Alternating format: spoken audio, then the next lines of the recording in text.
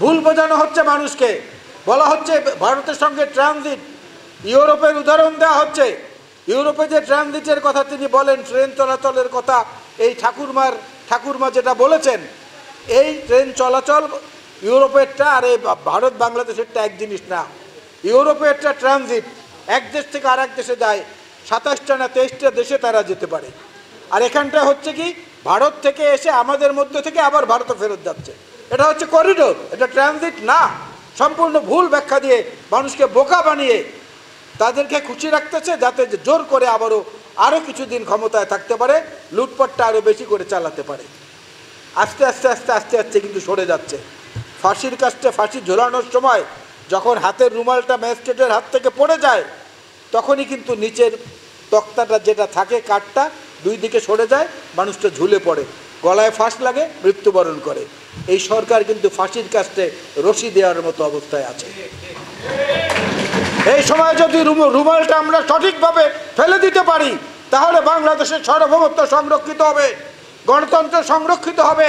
মুক্তিযোদ্ধারা যে সাম্য, মানবিক মর্যাদা এবং সামাজিক ন্যায় বিচারের জন্য জীবন বাজি রেখে লড়াই করেছেন, সেই সাম্য, সেই সামাজিক মর্যাদা, সেই ন্যায় বিচার এই কোটার মাধ্যমে আজকে লঙ্ঘিত হচ্ছে। আপনাদের প্রত্যাশার সঙ্গে এই কোটা যায় না। এগুলোকে দূর করতে হলে পরেই বেগম খালেদা জিয়ার মুক্তি একান্ত অপরিহার্য। তার নেতৃত্বেই এই দেশে সফল আন্দোলন হবে, এই সরকারের পতন হবে এবং বাংলাদেশের মুক্তিযুদ্ধের মূল যে চেতনা, যে মর্মবাণী, যে আকাঙ্ক্ষা, সেটা বাস্তবায়ন করার সুযোগটা আবার নতুন করে তৈরি হবে। ধন্যবাদ জাতীয়তাবাদী মুক্তিযোদ্ধা দলকে আজকে আমাকে এখানে আমন্ত্রণ জানানোর জন্য এবং বলার সুযোগ দেওয়ার জন্য। আল্লাহ হাফেজ। আমাদের বেগম খালেদা জিয়ার মুক্তি যদি আমরা নিশ্চিত না করতে পারি, তাহলে এই দেশকে মুক্ত রাখবো কী করে?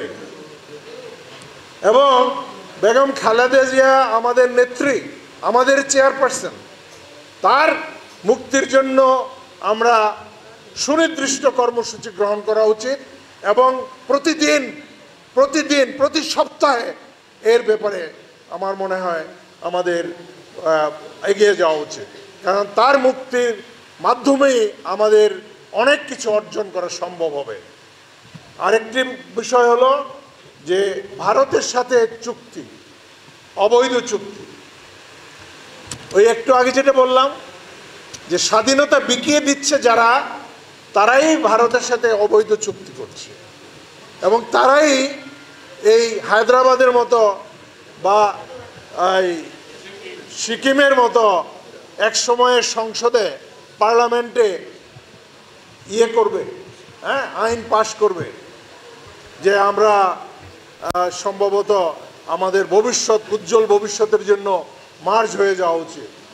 সুতরাং এই সমস্ত দুঃস্বপ্ন সামনে আমরা দেখছি যে এইগুলির ব্যাখ্যা আমরা পাচ্ছি না এবং আমরা কিন্তু এই জিনিস হতেই দিচ্ছি এবং এইবার এই সরকার প্রধান চীনে গিয়ে বুঝতে পারল যে তার সাথে আর কেউ নাই।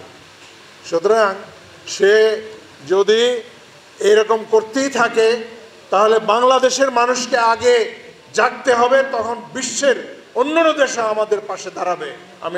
আমি এটা বিশ্বাস করি ইনশাআল্লাহ।